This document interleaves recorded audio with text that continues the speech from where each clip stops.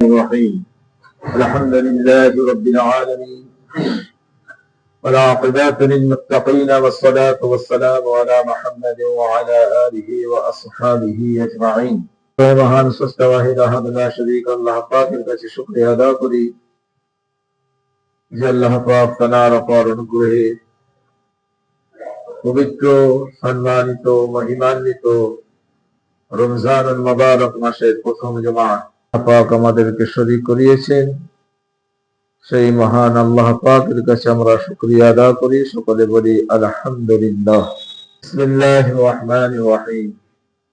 فلما حصل طالوت بالجنود قال إن الله مبتليكم بنهر فمن شرب منه فليس مني ومن لم يطعمه فإنه مني إلا من اغترف غرفة بعده فشربوا منه إلا قليلا منهم فلما زاوجاه هو والذين آمنوا معه قالوا لا طاقة لنا اليوم بجالوت جنوده قال الذين يظنون أنهم ملك الله كم من فئة قليلة غلبت فئة كثيرة بإذن الله والله مع الصابرين. ولما برزوا لجالوت وجنوده قالوا ربنا أفرغ علينا صبرا وثبت أقدامنا وانصرنا على القوم الكافرين. الله পাক এর পবিত্র ইসমা কালাম আল কোরআন মাজিদের সূরা আল বাকারা থেকে আপনারা তাফসীর শুনছেন।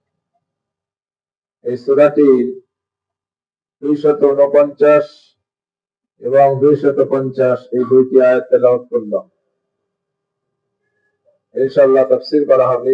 তার সাথে সাথে এই পবিত্র রমজান মুবারক মাসের বৈশিষ্ট্য, গুরুত্ব, মাহাত্ম্য এই সম্বন্ধে কিছু কিছু আলোচনা রাখা হবে ইনশাআল্লাহ। ধারাবাহিক যে তাফসীর শুনছিলাম, গত দুইটি জুম্মা বিশেষ কারণবশত আমি ছিলাম না, যার জন্য তাফসীর করা হয়নি। ইনশাআল্লাহ আপনাদের যেখান থেকে ছাড়া হয়েছিল ইনশাআল্লাহ আপনাদের সকলের স্মরণে আছে যে তালুত বাদশাহ এবং বাদশাহ, ওই তালুত বাদশার সময় যে নবী ছিলেন ওই নবীর নাম ছিল শামাউন বা শামাইল।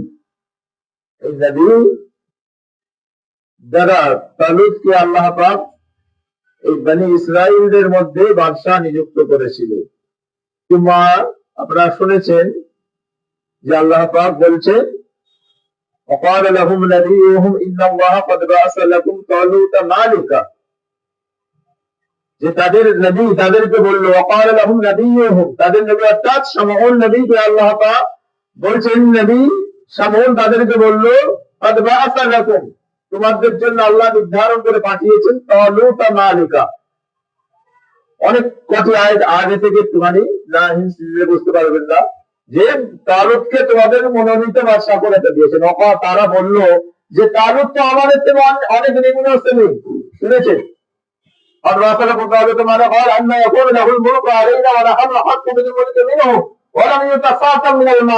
তার কাছে ধন দৌলত নাই, মাল নাই, আর সে আমাদের বংশের কেউ নাই। তালুত অতএব তার থেকে আমাদের অনেক ধন সম্পত্তি আছে, আমরা হকদার, আমরা এই বাদশার হকদার আমরা। তো এই তালুত বাদশাকে তারা মেনে নিতে চাইছিল না। তো আল্লাহ পাকের হুকুমে যে তালুতকে বাদশা করা হয়েছে সেটা নবী বলল, শামউন বলল যে আমি নির্ধারণ করিনি, তালুতকে আমি বাদশা নির্ধারণ করিনি, এটা আল্লাহ পাক নির্ধারণ করেছে। আবার তাদেরকে বলল وقال لهم نبيهم إن آيات ملكه أن يأتيكم الطاغوت فيه سكينة من ربكم وبقية مما ترك آل موسى وآل هارون। এসব কথাগুলো বলছেন কি আল্লাহ পাক, যে তাদের নবী তাদেরকে বলল তোমরা একে মেনে নিতে চাইছো না, কিন্তু এর এক বস্তা ভর্তি জ্ঞান আছে, বস্তা তার তাহমিলুল মালায়েকা, তোমাদের কাছ সামনে ফেরেশতা দ্বারা বয়ে আনবে কি তাগুতকে তোমাদের সামনে আনয়ন করবে।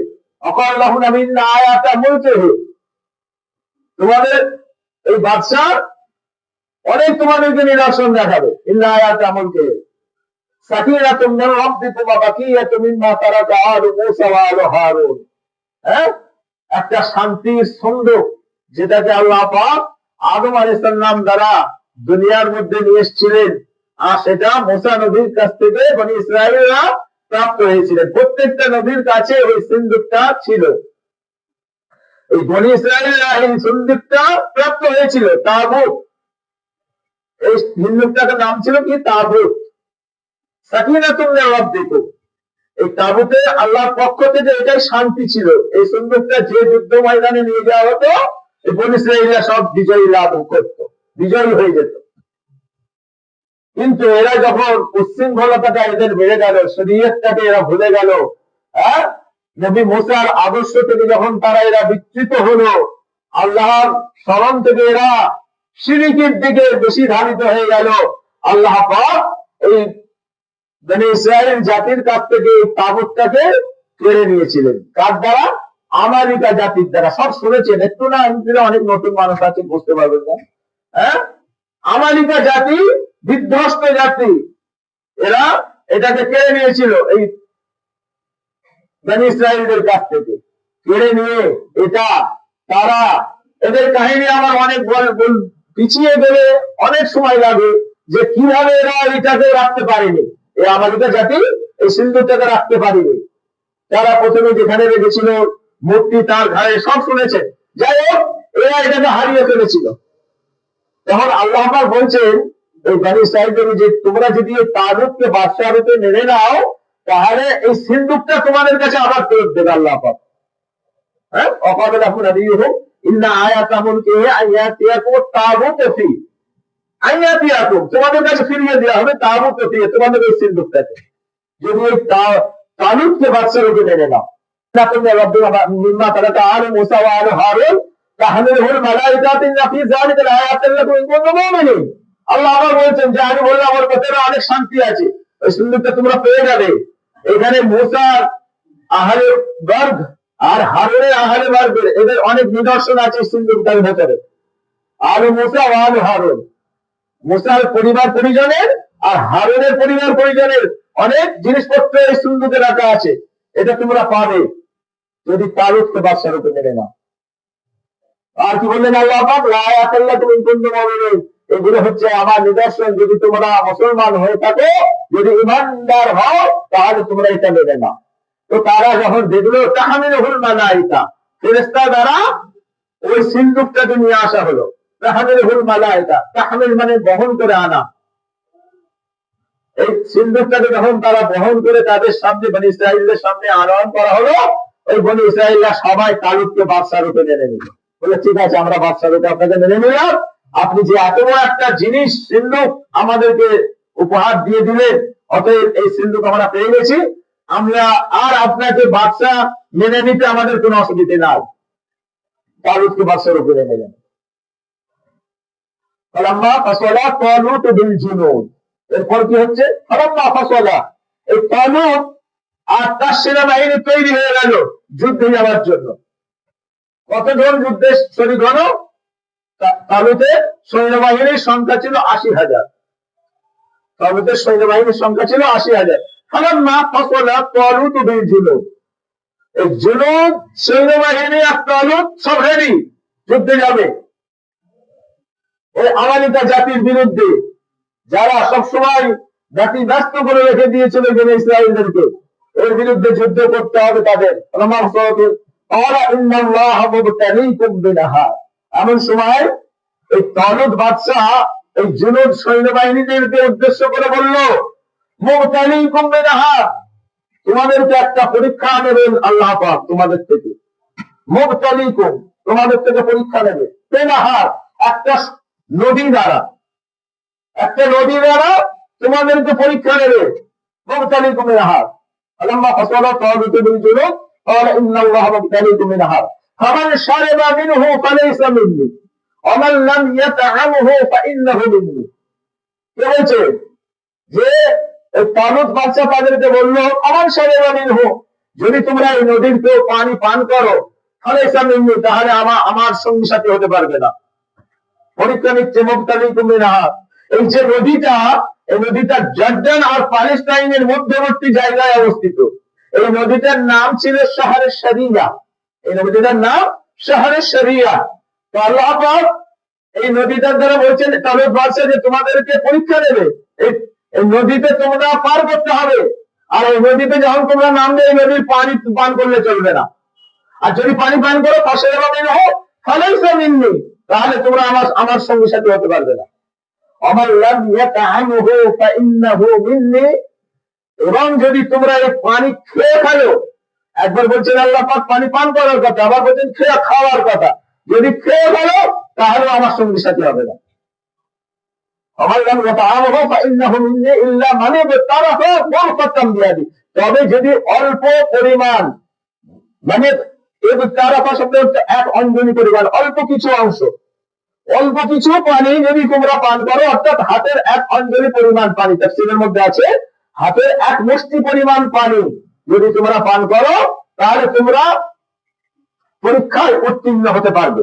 আর এর থেকে যদি বেশি খেয়ে ফেলো তাহলে তোমরা পরীক্ষায় অকৃতকার্য হবে, তোমাদেরকে আমরা নিতে পারবো না, আমরা যুদ্ধ ময়দানে নিতে পারবো না। অনেক কথা এর মধ্যে নুক্তারিতা আছে, যাই হোক আমি একটু রোজার সম্পর্কে একটু বয়ান হবে ইনশাআল্লাহ, আর মাস দিন আসে। যাই হোক আল্লাহ পাক বলেন ফামান শারিবা মিনহু ফালাইসা মিন্নি ওয়া মান লাম ইয়াতআমহু ফাইন্নাহু মিন্নি ইল্লা মান ইবতারাফা গুরফাতান বিআদিহি, ইল্লা মান ইবতারাফা, কিন্তু খেতে পারবে অল্প পরিমাণ। এই জন্য ইয়াতআমহু শব্দটা আনলেন। শারিবা মানে পান করা, আর তাআম মানে খাওয়া, যে অল্প খেতে পারবে এক অঞ্জলি পরিমাণ, এক মুষ্টি পরিমাণ পানি।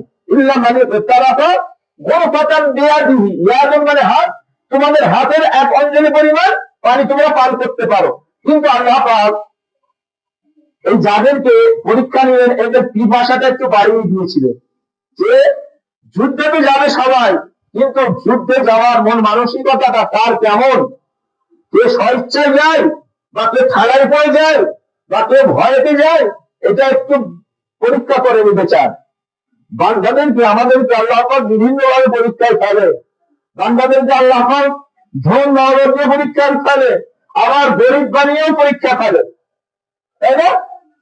ধন দৌলত দিয়ে আল্লাহ পাক পরীক্ষা করে, আবার বিমার দিয়ে পরীক্ষা করে, সুস্থ রেখে সবল রেখে আল্লাহ পাক পরীক্ষা করে। এই পরীক্ষার ধরন গুলো আল্লাহ পাকের বোঝার ক্ষমতা আমাদের নাই, কারো নাই বোঝার ক্ষমতা। তাহলে আল্লাহ পাক ওই পরিমাণে এলেম দেন, বিশাল এলেম দেন আল্লাহ পাক। এই এলেম দিয়ে আল্লাহ পাক তার পরীক্ষা করেন যে তার মধ্যে অহংকার হচ্ছে কিনা, ধন দিয়ে পরীক্ষা করেন যে এর মধ্যে এই ধনাঢ্য ব্যক্তির মধ্যে অহংকার আছে কিনা, এই ধন পেয়ে নিজের বড়াই দেখাচ্ছে কিনা, এটাও পরীক্ষা করে। আবার গরিব করে আল্লাহ পাক পরীক্ষা করে যে আমাকে এ শিকায়ত করে কিনা, আমার উপরে দোষারোপ করে কিনা, এটাও আল্লাহ পাকের পরীক্ষা করে। যাই হোক, এইদিকে আল্লাহ পাক ওদেরকে এই পরীক্ষায় ফেলেছিলেন, যারা পানি পান করে ফাঁসের মিনহু ফালাইসা মিন্নি ইল্লা মান ইবতারাফা গুরফাতান বিয়াদিহি ফাশারিবু মিনহু ইল্লা কলিলাম মিনহুম, ফাশারিবু মিনহু ইল্লা কলিলাম মিনহুম। এই তারা এই ৮০,০০০ যে সৈন্য ছিল তালুতের, এরা সব ওই নদীতে নামলো, সবাই একবার পেট ভরে এবার ফুর্তি করে পানি খেয়ে ফেললো। এই ৮০,০০০-এর মধ্যে মাত্র ৪,০০০ উত্তীর্ণ হয়েছিল, ৭৬,০০০ অকিতাক্রান্ত হলো, তারা পেট ভরে পানি খেয়ে নিল। সুতরাং তারা আর যুদ্ধে যাবার মতো তাদের অবস্থা রইল না। এরা কলিলাম মিনহুম, অল্প কিছু জন এরা কৃতকার্য হলো, যারা যেমন এখন সমাজের মধ্যে বাঁচতে গেলে হাতে গোনা তাকওয়া মানুষ পাওয়া যাবে না, তাকওয়াদার পাওয়া যাবে না, কোনো মতেই পাওয়া যাবে না। যে প্রকৃত তাকওয়াদারিতে একটাও আনন্দ চোখে পড়ে না। হ্যাঁ, প্রকৃত তাকওয়া যারা শিক্ষিত মানুষ আছেন তারা বুঝতে পারবে যে তাকওয়া কাকে বলে, এর ডেফিনেশন আল্লাহ পাক। যাই হোক, আমি এই আয়াতটা শেষ করে দিই। إلا قليلا فلما زاوجه والذين آمنوا معه قالوا لا طاقة لنا اليوم بجالوت وجنوده قال الذين يظنون أنهم ملاقو الله كم من فئة قليلة غلبت فئة كثيرة بإذن الله والله مع الصابرين।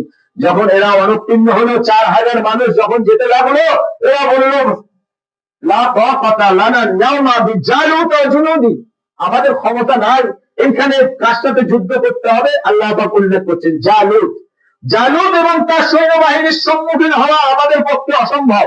এই ৪,০০০ মানুষ এরা লা তাকাতা লানা ইয়াওমা বিজালিত قال الذين يظنون انهم ملاقو الله এদের মধ্যে আবার কিছু কিছু মানুষ ভালো ছিল তাকওয়া পন্থী যারা ছিল তারা বলল যে আমরা অল্প তো কি হয়েছে, আল্লাহ পাক ইয়াজুলুনা আন কামিন ফিয়াতিন কলিলাতিন গালাবাত ফিয়াতান কাসীরাতান বিইজনিল্লাহ। আল্লাহর হুকুমে এমনও হয়েছে যে অল্প সংখ্যক ওই বেশি সংখ্যককে পরাজিত করে নিয়েছে। এরকমও ঘটেছে। এর মধ্যে যারা তাকওয়াপন্থী লোক ছিল, সবসময় নির্ভরশীল যার আল্লাহ উপরে ছিল, তারা বললো চলো আমরা 4000 তো কি হয়েছে, আমরা অল্প তো কি হয়েছে, জালুতের বাহিনী বিশাল, কিন্তু চলো আমরা যাব, আল্লাহ পাক আমাদেরকে বিজয়ী করে দিতে পারে। আর আমরা সবর ইখতিয়ার করবো, ধৈর্য ধারণ করবো, চলো। ওয়ালাম্মা বারাসু বিজালুতা জুনুদিহি, আর এরপর যখন ওয়ালাম্মা বারাসু তারা যখন যেতে লাগলো, ওই জালুতের সম্মুখীন হতে লাগলো, জালুতের সৈন্যবাহিনীর সম্মুখীন হতে লাগলো, তারা মুখে বলতে লাগলো ক্বালু রব্বানা, হে আমাদের প্রভু, আফরিগ আলাইনা সাবরা ওয়া সাব্বিত আকদামানা ওয়ানসুরনা আলাল কওমিল কাফিরিন। হে আমাদের প্রভু, হে আমাদের রব, আমাদের পদবলকে, আমাদের পাপে আমাদের পদবলকে আপনি শক্তভাবে খাড়া করে দিন, আমরা যেন না পিছু হেঁটে যাই। ওয়া সাব্বিত আকদা মানা ওয়ানসুরনা আলাল কওমিল কাফিরিন, আর আমাদেরকে আপনি সাহায্য করুন। রব্বানা আফরিগ আলাইনা সাবরা, ধৈর্য ধারণ করার ক্ষমতা দিন।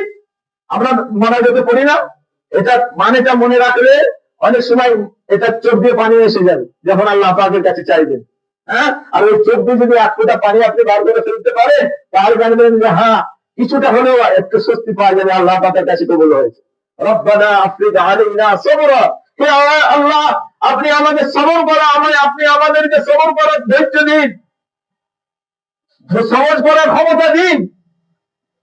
রব্বানা আফরিগ আলাইনা সাবরা ওয়া সাব্বিত আকদামানা ওয়ানসুরনা, আর এই কাফেরদেরকে পরাজিত করার জন্য আমরা ভীত সন্তুষ্ট না হয়ে যাই, এই জন্য আমাদের পা গুলোকে আপনি দৃঢ়ভাবে খাড়া করে দিন, আমরা যেন পেছু না হাঁটি। অসাব্বিত আকদামানা ওয়ানসুরনা, আপনি আমাদেরকে সাহায্য করুন। আর কওমিল কাফিরিন, এই কাফের সম্প্রদায় থেকে আপনি আমাদেরকে বিজয় লাভ হবে। তালুত বাদশা বিজয়ী হবে, কে তার জালুতকে হত্যা করবে এবং দাউদ আলাইহিস সালাম হত্যা করবে, এর একটা বিশাল ঘটনা আছে, ঘটনার পর ঘটনা আছে, অল্প সময়ের মধ্যে হবে না ইনশাআল্লাহ। রোজা, এই যে বলছিলাম রোজা আল্লাহ পাক তাকওয়া যে দিয়েছেন, ইয়া আইয়ুহাল্লাযীনা আমানু কুতিবা আলাইকুমুস সিয়াম কামা কুতিবা আলাল লাযীনা মিন ক্বাবলিকুম লাআল্লাকুম তাত্তাকুন। যে এইখানে ইয়া আইয়ুহাল্লাযীনা আমানু, হে আমার ঈমানদার বান্দারা, কে বলছেন? আল্লাহ পাক। আচ্ছা, ঈমানদার বান্দারা আল্লাহ পাক এখানে বললেন আমাদেরকে, অর্থাৎ বিশ্বাসী বান্দারা। আবার যে আল্লাহ পাক বলছেন আল্লাহু ওয়ালিউল লাযীনা আমানু, আল্লাহ ওয়ালিউল লাযীনা আমানু, হে আমি আল্লাহ তোমাদের অভিভাবক, আমি তোমাদের অভিভাবক। কাকে বলি আমরা? বাপকে অনেক সময় দোস্ত বলা যায়, পিতাকে দোস্ত হিসেবে ব্যবহার করে। এখানে অনেক শিক্ষিত মানুষ মাশাআল্লাহ আছেন, হ্যাঁ, আর এই শব্দের অর্থ কিন্তু বন্ধু বা দোস্ত। আল্লাহু ওয়ালিউল লাযীনা আমানু, এখানে বলছেন আল্লাহ পাক আমি ঈমানদার বান্দাদের দোস্ত, বন্ধু। তো এখানে একটা সম্পর্ক কি সুন্দর করছেন, আবার এখানে সুন্দর সম্পর্ক হচ্ছে ইয়া আইয়ুহাল্লাযীনা আমানু, হে আমার ঈমানদার বান্দারা। অর্থাৎ আমি যদি বলি এখানে হে আমার দোস্তরা, যদি আল্লাহ পাক স্বয়ং বলছে হে আমার দোস্তরা, তাহলে কিন্তু ভুল হবে না।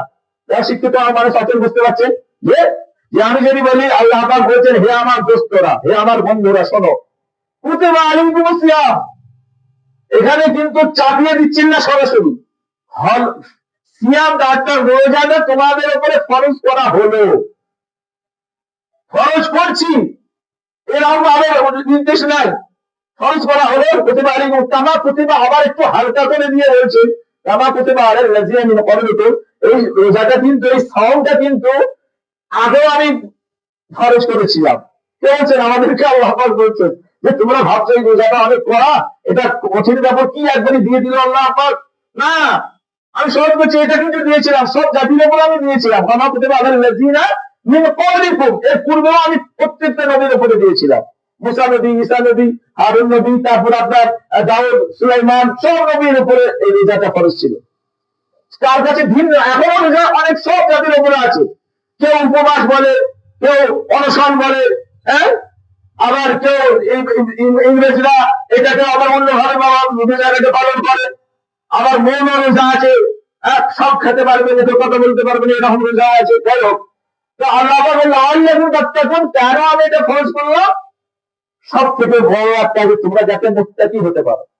মুত্তাকি, এই মুত্তাকি ডেফিনেশন দিতে গিয়ে হযরত ওমর কাব ইবনে উবাই তারাবিটাকে যিনি প্রচলন করেছিলেন, হযরত ওমর রাদিয়াল্লাহু আনহু, এই কাব ইবনে উবাইকে বলছেন, হে কাব ইবনে উবাই, হযরত ওমর রাদিয়াল্লাহু আনহু তারাবি কোরআনটাকে যাতে সমাজের মধ্যে মানে সারা বিশ্বে এটা যেন ঠিক অটুট থাকে, শুদ্ধভাবে সহিভাবে যাতে কোরআন বিশুদ্ধভাবে মানুষের অন্তরে থাকে, তার জন্য হযরত ওমর ফারুক রাদিয়াল্লাহু আনহু জামানা থেকে উনি কাব ইবনে উবাইকে হাফেজ ছিলেন, উনি ওনাকে প্রথম তারাবির নামাজ 20 রাকাত পড়াতে বলেন।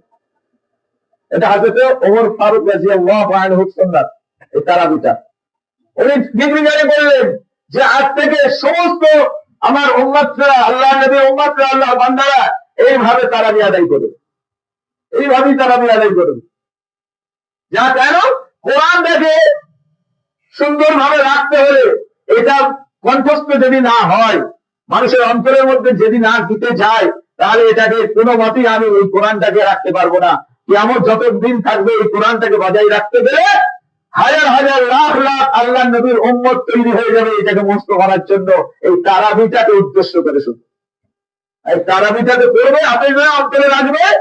এই জন্য হযরত ওমর ফারুক রাদিয়াল্লাহু আনহু এই প্রচলনটা চালু করেছিলেন ওনার খলিফার জামানা থেকে। যাই হোক, এই কাব ইবনে উমাইকে জিজ্ঞাসা করলেন হযরত ওমর ফারুক রাদিয়াল্লাহু আনহু যে তাকওয়া কাকে বলে? কাব ইবনে উমাই তাকওয়ার অর্থটা কি? কাব ইবনে উমাই উল্টা একটা প্রশ্ন করছেন তাকে হযরত ওমর ফারুক রাদিয়াল্লাহু আনহু। বলছে আপনাকে একটা আমি প্রশ্ন করি যে আচ্ছা, আপনি কখনো মরুভূমির বুকে অঙ্কটা কিনল রাস্তা দিয়ে কখনো আপনি চলাচল করেছেন, হেঁটেছেন? বলছে হ্যাঁ আমি হেঁটেছি। অঙ্কটা কিন্তু যেখানে গুল্ম কাঁটা কাঁটাযুক্ত রাস্তা, সেখান দিয়ে আপনি হাঁটাচলা করেছেন? হযরত ওমর ফারুক বলছেন হ্যাঁ আমি হাঁটাচলা করেছি। তো বলছে তাহলে যখন আপনি হাঁটতেন কিভাবে হাঁটতেন? বলে যখন আমি হাঁটতাম যাই জুব্বা টুব্বা সব সাঁটো সাঁটো করে নিয়ে, হ্যাঁ, গায়ের জামা টামা সব ভালো করে গুছিয়ে নিয়ে সরু হয়ে সাবধানে হাঁটতাম। হযরত কাব ইবনে উবাই রাদিয়াল্লাহু আনহু হযরত ওমর ফারুককে বলছেন যে ওইটাই তো তাকওয়া। তোমার জানে ভয় রয়েছে না যে কাঁটা লেগে যাবে, গায়ে ঢুকবে? ওইটাই তো তাকওয়া। আর রোজাটা হচ্ছে প্রথম থেকে শেষ পর্যন্ত 1 মাস পুরো তাকওয়ার মধ্যে বান্দা থাকে। সকলে বলি সুবহানাল্লাহ। সম্পূর্ণ তাকওয়ার মধ্যে থাকে বান্দা। যে রোজাদার একটা মুহূর্ত সে আল্লাহর ভয় ছাড়া থাকতে পারে না। আপনি চিন্তা করুন, ফজরের সেহরি খাওয়া থেকে নিয়ে, হ্যাঁ, সেহরি খাওয়া থেকে নিয়ে আর ইফতারের পরেও যে আপনি যে একটু স্বস্তি হবে না, তার আছে তারাবি। হ্যাঁ, আল্লাহ পাকের পাক কালাম শুনতে হবে, হ্যাঁ, একটু শুদ্ধভাবে সহিভাবে শুনবো, যত টাইমই লাগুক। এখন তো হামেদিতে তারা মানে খবরদার তাড়াহুড়ো করতে যাবেন না তারাবিতে, এতে তারাবি শুদ্ধ হবে না। তারাবি যত দেরি করে হবে শেষ, তত কিন্তু আপনি সওয়াব পাবেন। তারাবি যেতে কি সওয়াব আপনার চিন্তা করতে পারবেন না। হ্যাঁ, এটা নফল হলো সুন্নতের পর্যায়ে। যাই হোক, আর যেটা কাব ইবনে উমাই বলছেন যে আপনি তো ওইটাই তো তাকওয়া, সম্পূর্ণভাবে আল্লাহর উপরে ভয় করে সারা জীবন কিয়ামত মৃত্যু পর্যন্ত যে চলতে পারবে সেই হচ্ছে মুত্তাকি, সেইটা মুত্তাকি। তো এখানে অনেক মাসলা মাসাইল আছে। আল্লাহ পাক এই শাহরু রমাদান আল্লাযী উনজিলা ফীহিল কুরআন হুদাল লিন-নাস ওয়া বাইয়িনাতিন মিনাল হুদা ওয়াল ফুরকান। আল্লাহ পাক বলেছেন শাহরু রমাদান, এই রমজান মাসে আমি উনজিলা ফীহিল কুরআন, আমি অবতীর্ণ করেছি আমি এই কোরআন মাজিদ। আর ফেরেশতাদের মধ্যে শ্রেষ্ঠ ফেরেশতা হচ্ছে হযরত ইব্রাহিম ফেরেশতা। আর নবীদের মধ্যে শ্রেষ্ঠ নবী আমাদের নবী হযরত মুহাম্মদ রাসূলুল্লাহ সাল্লাল্লাহু আলাইহি ওয়াসাল্লাম। আর সমস্ত আসমানী গ্রন্থের মধ্যে শ্রেষ্ঠ গ্রন্থ হচ্ছে আল কোরআন, এই যেটা আমরা এই তারাবির মাধ্যমে পড়ি। আর সমস্ত মাসের মধ্যে শ্রেষ্ঠ মাস হচ্ছে রমজানুল মুবারক মাস। এই রমজান মাস, এই মোবারক মাস এসে গেছে, আমাদের মধ্যে দান খায়রাত সদকা ফিতরা যা কিছু আপনি করবেন সব আল্লাহর ভয়ের তাকওয়া অবলম্বন যদি হতে, মুত্তাকি যদি হতে চায়, তাহলে কিন্তু আপনার এই ভয়ে এই যাকাত দিতে হবে। যে না, আল্লাহ পাকের হুকুম আছে শতকরা 2.5 টাকা হিসাবে 1 লক্ষ টাকায় 2.5 টাকা, এটা আমাদের যাকাত দিতেই হবে। আপনি যত ধরেন ধন্যাত্ম হন না কেন, এটা আপনার যাকাতটা খরচ করবেন আল্লাহ পাক, আস্তে আস্তে সব কথায় আসবে। তো আমি কিসের ভয় দেবো? আল্লাহর ভয় দেবো, মুত্তাকি হওয়ার জন্য। মুত্তাকি হওয়ার জন্য দেবো এই যাকাতটা, এই ফিতরাটা, এই সাদকাটা, এই দানটা আপনি নির্ধারণ করে নিন। কেউ কার্পণ্য করবেন না। কদিন দুনিয়া চলে যাবেন আপনি, কেউ আপনার ছেলে একবার হয়তো দুটো খাইয়ে দেবে ফকির মিসকিনদেরকে, আপনার সব ধন দৌলত তারা নিয়ে ওড়াতে থাকবে। একটা দিনই প্রতিষ্ঠানে আপনি দিয়ে যাবেন, আপনার সদকায়ে জারিয়া হয়ে যাবে। আল্লাহর ঘরে দেবেন, সদকায়ে জারিয়া হয়ে যাবে। আল্লাহর গরিব মিসকিনদেরকে দেবেন, তারা আপনার জন্য দোয়া করবে, এটা সদকায়ে জারিয়া হয়ে যাবে। অতএব কার্পণ্য করবেন না, সদকা দিতে, যাকাত দিতে কার্পণ্য করবেন না। আল্লাহ পাক যেন আমাদের সকলকে সঠিকভাবে ইসলাম বোঝার, আমল করার তৌফিক দান করেন।